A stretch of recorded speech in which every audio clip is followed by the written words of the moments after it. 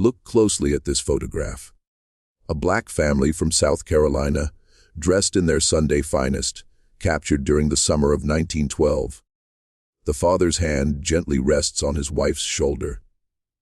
3 children sit perfectly motionless, their gazes fixed firmly on the camera.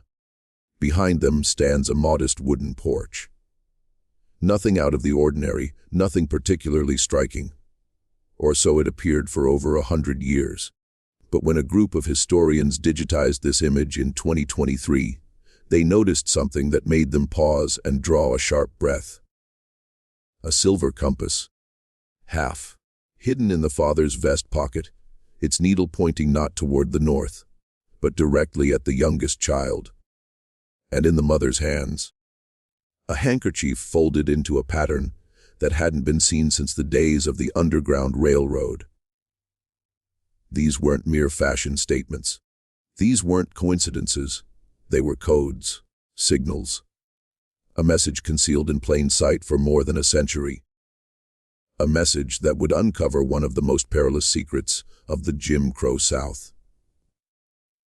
What this family was truly doing could have cost them their lives. And the reality behind this photograph is about to transform everything we believed we knew about resistance in America. This is their story.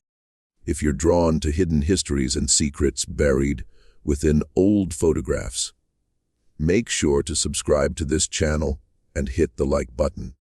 You won't want to miss what follows. The photograph emerged at a small estate auction in Charleston, South Carolina, on a humid September morning in 2023. Dr. Helen Graves had nearly decided to skip the event. The auction house specialized in antique furniture rather than historical documents, and she had a conference call scheduled for noon. But something in the catalog listing caught her eye. A collection of photographs from a demolished house in the rural Low Country, some dating back to the early 1900s. She arrived late, slipping into the back row just as the auctioneer held up a wooden box filled with sepia-toned images. Lot 47, he announced.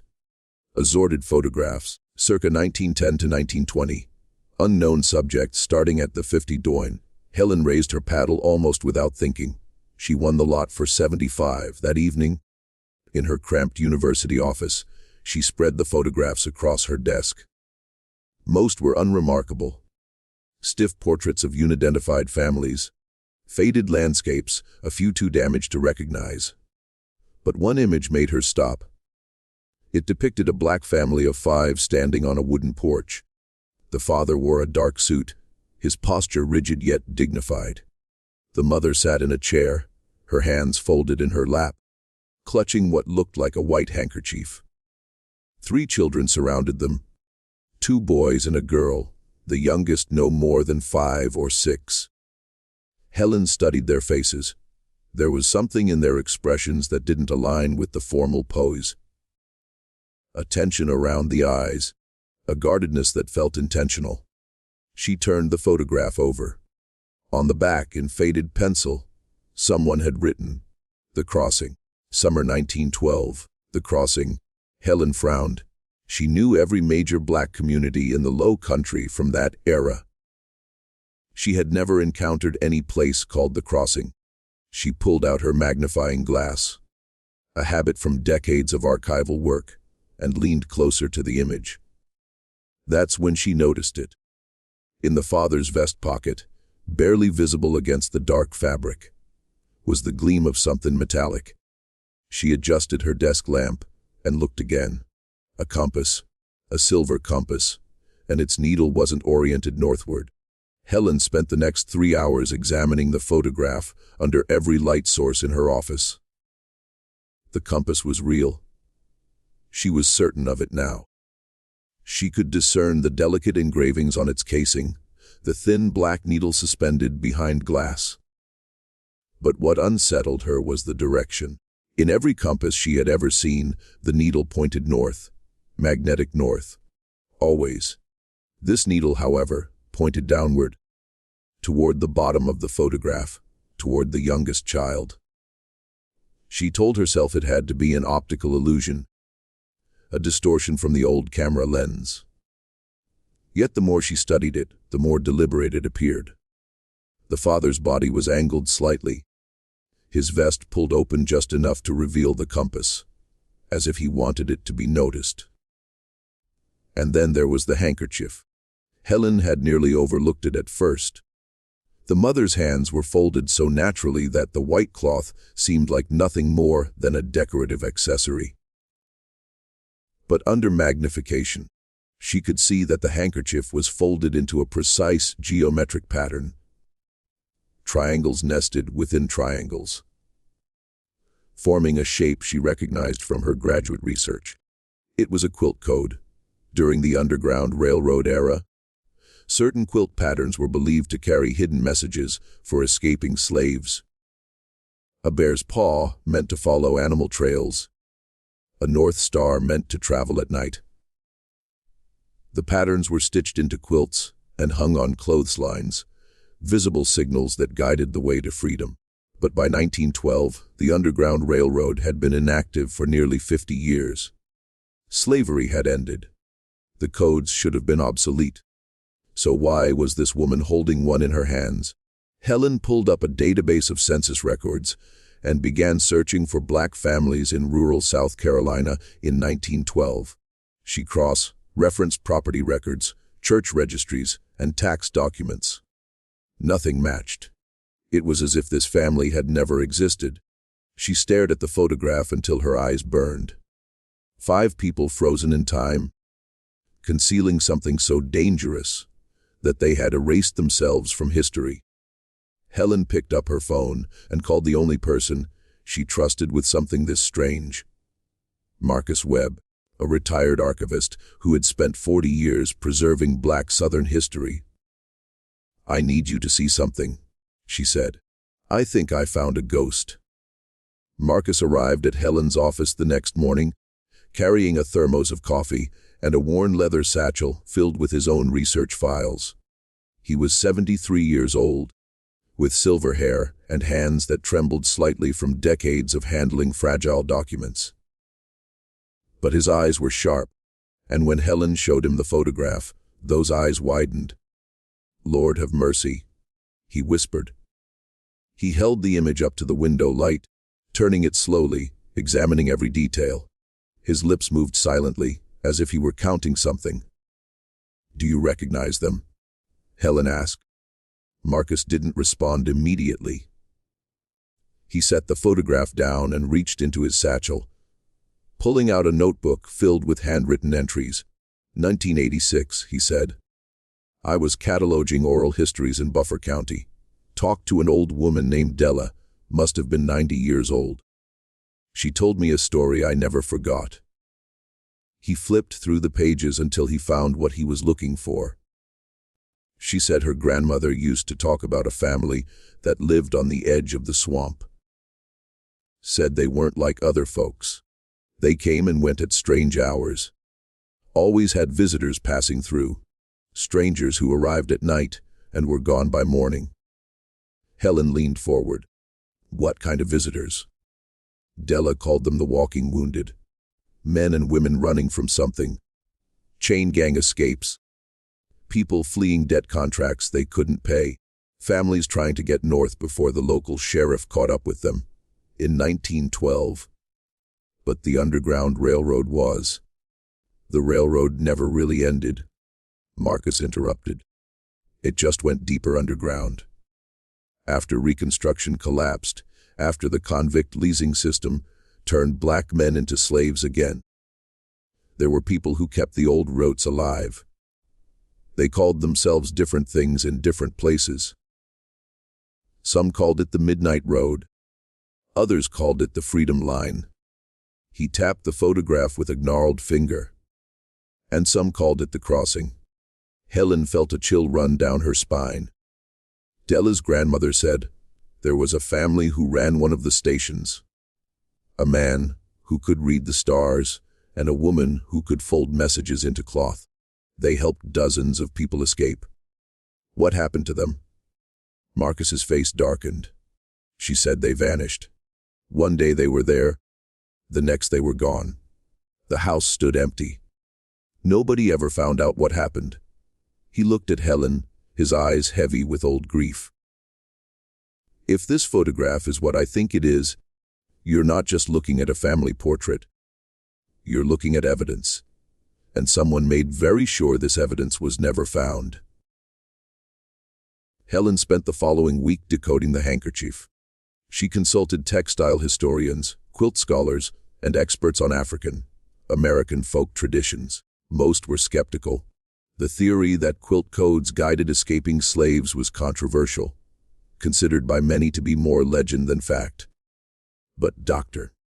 Rosalind Carter, a retired professor from Howard University, looked at the photograph and fell silent for a long moment. "This isn't a quilt code," she finally said.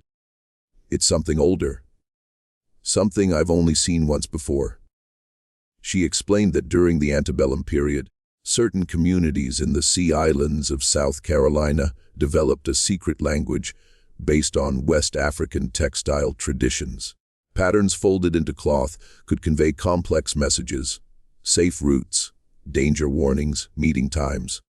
The knowledge was passed down through women, Dr. Carter said, mothers to daughters, generation after generation. By 1912, most people had forgotten it existed.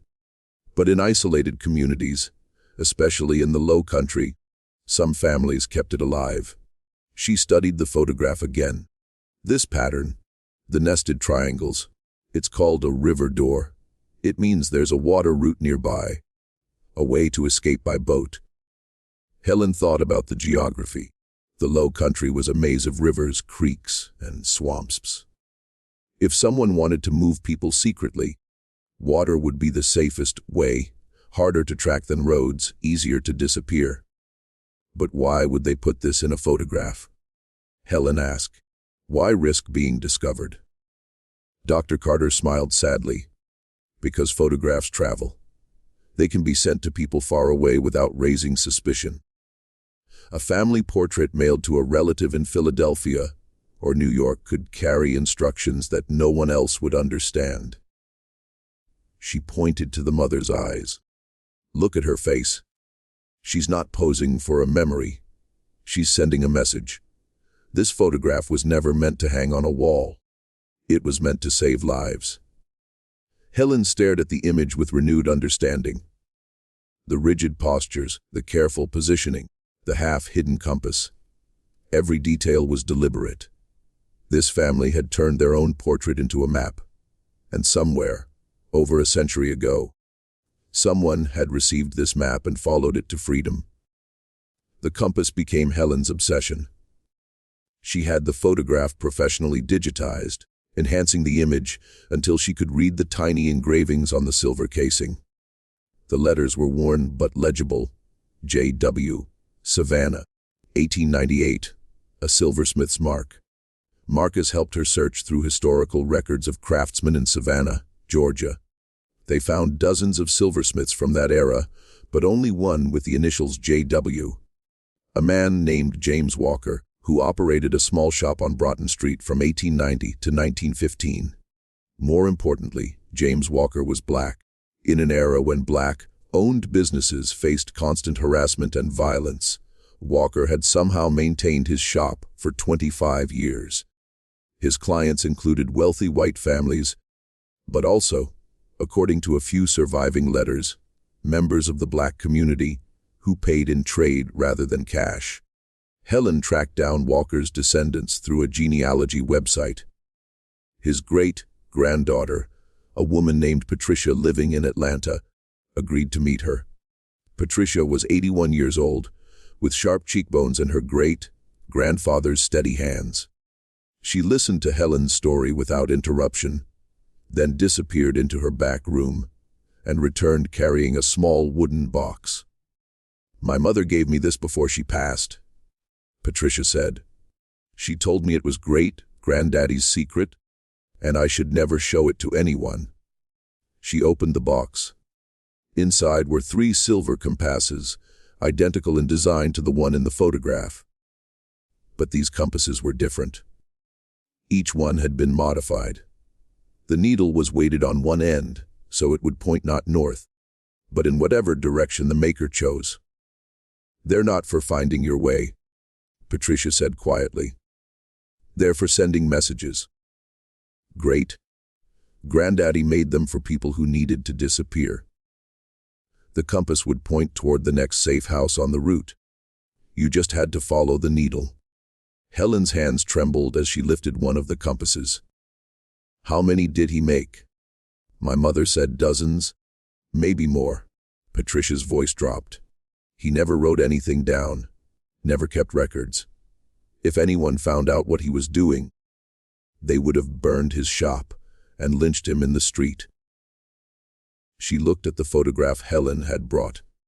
"That man, the father, he was one of the guides, wasn't he?" Helen nodded. Patricia closed her eyes. "Then great-granddaddy helped them. He helped them all." With the compass mystery solved, Helen turned her attention to tracing the actual escape routes. Marcus introduced her to a network of local historians who had spent decades documenting the hidden geography of Black resistance in the South. They showed her maps marked with abandoned churches, forgotten cemeteries, and remote homesteads that had served as safe houses during the darkest years of Jim Crow.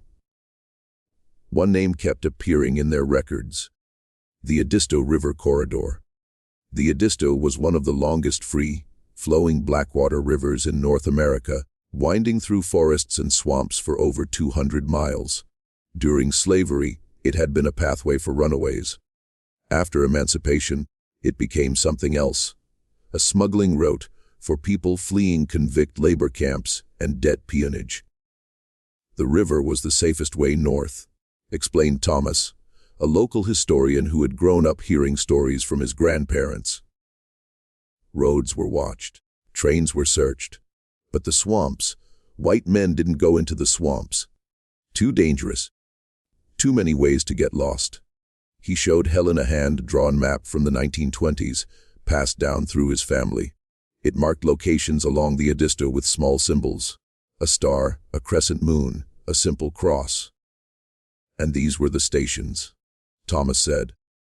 "Places where you could rest, get food, wait for a guide to take you to the next stop." My great-uncle ran one of them.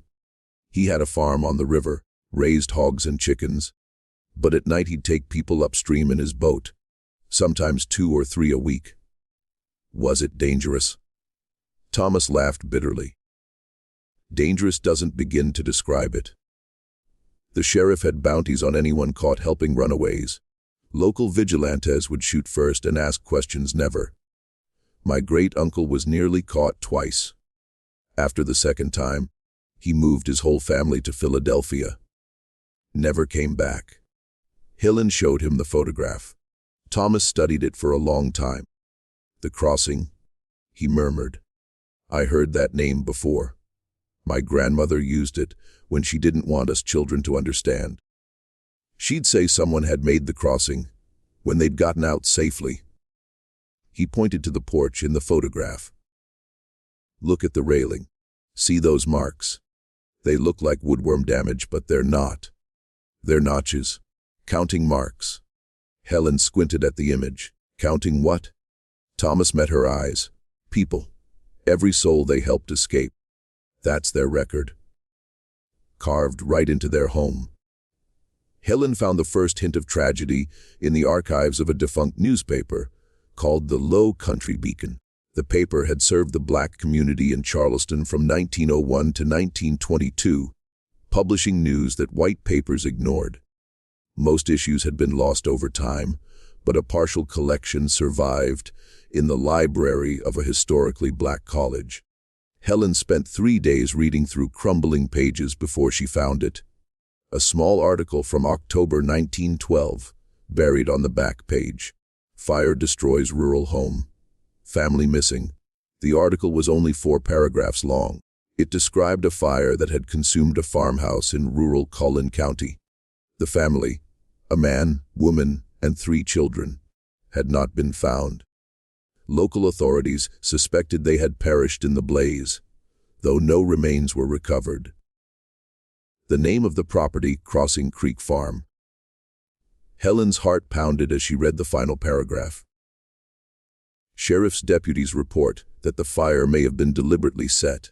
An investigation is underway, though no suspects have been identified. She cross-referenced the date with other records.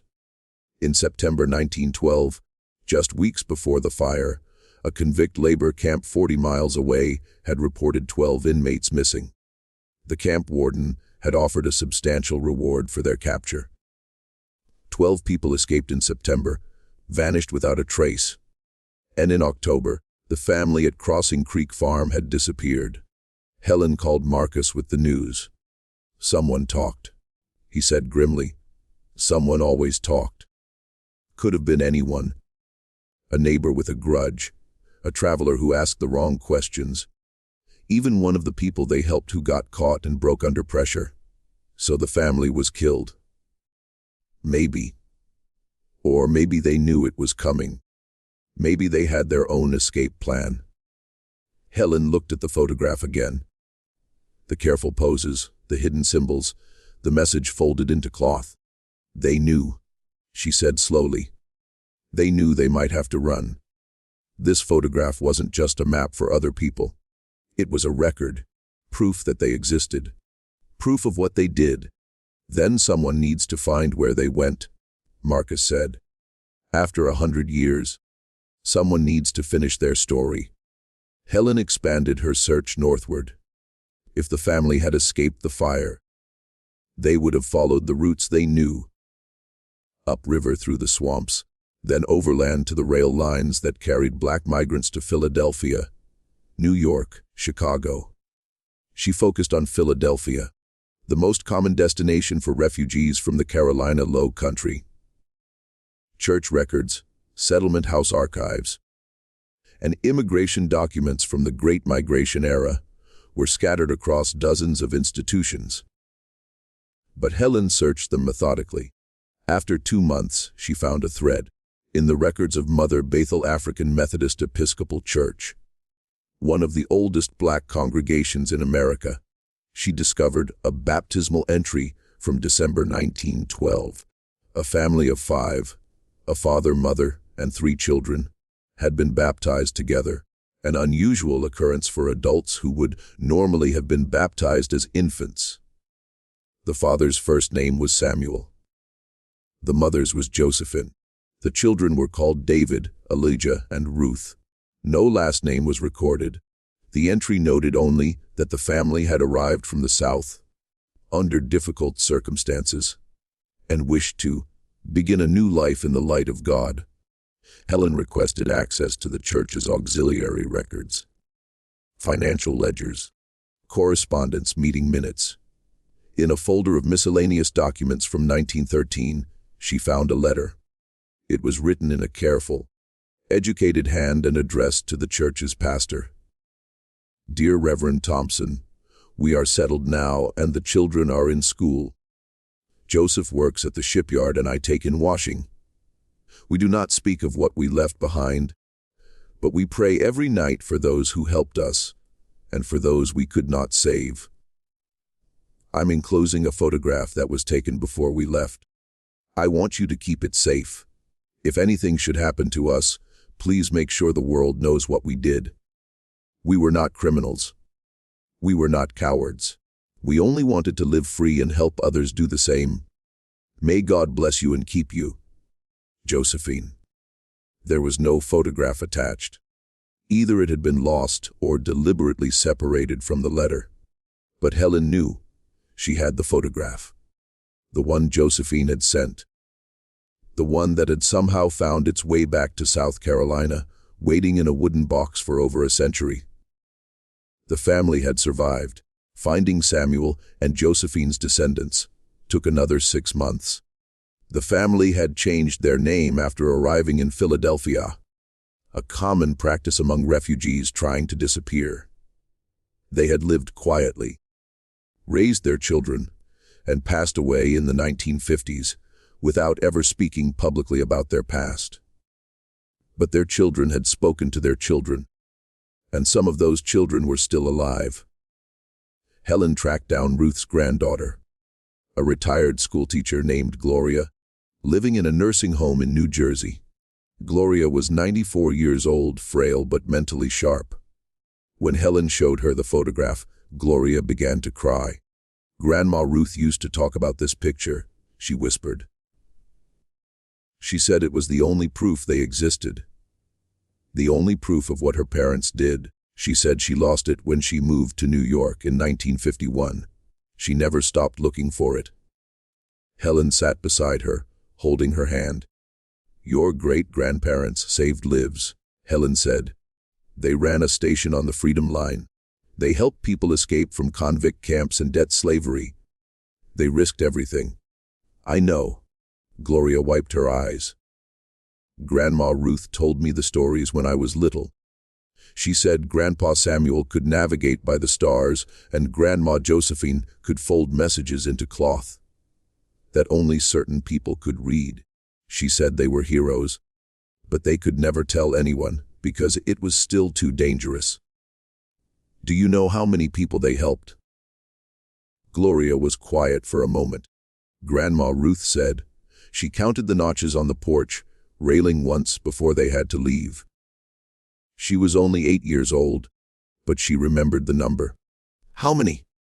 Gloria looked at the photograph, at the family frozen in time, at the hidden compass and the folded message. 47, she said. 47 souls. That's how many her parents saved before they had to run. Helen felt tears running down her own cheeks. 47 people. 47 lives that might have been lost to labor camps, chain gangs, or shallow graves in the swamp. 47 families that existed today because a man with a compass and a woman with a handkerchief had refused to let injustice stand. "The photograph," Gloria said. "Can I keep it?" Helen placed it gently in her hands. "It always belonged to your family. Now it's back where it should be." Gloria passed away 3 months after Helen's visit. She died peacefully, the photograph framed on her nightstand, surrounded by 4 generations of descendants who finally knew the full story of their ancestors. At her funeral, more than 200 people gathered, children, grandchildren, and great-grandchildren of Samuel and Josephine's line, along with members of other families whose histories were intertwined with theirs.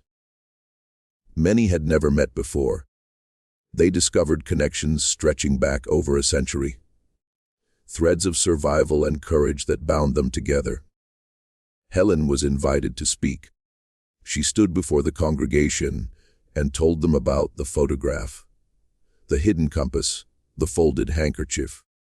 She explained how Samuel and Josephine had turned a simple portrait into a coded map. A message that could save lives without raising suspicion. They understood something that we sometimes forget. Helen said, "Resistance doesn't always look like marches and speeches. Sometimes it looks like a family standing on their porch, posing for a picture, hiding a secret in plain sight." She spoke about the 47 people who had passed through Crossing Creek Farm, following the needle of a weighted compass toward freedom. Most of their names were lost, but their descendants were scattered across the country.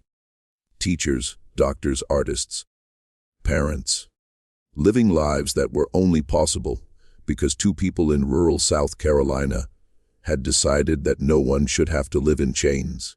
Samuel and Josephine never got to tell their story, Helen concluded. They lived in hiding, died in obscurity, and trusted that someday someone would find the truth. It took 111 years, but we found it, and now it belongs to all of us. After the service, Gloria's great-grandson, a young man named Marcus, named for the archivist who had first recognized the photograph's significance, approached Helen. "I want to find the others," he said, "the 47, or their families. I want to tell them what my great-great-grandparents did for them." Helen smiled. "That could take a lifetime." Marcus looked at the photograph in his hands.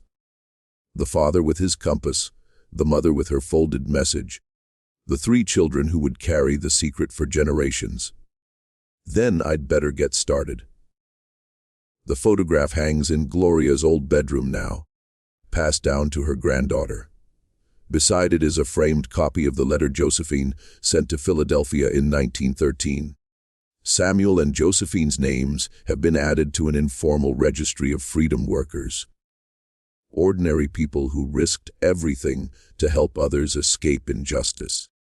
They are remembered not with monuments or statues, but with something more powerful. Their descendants are still searching for the families of the 47. Some have already been found. The compass still points the way.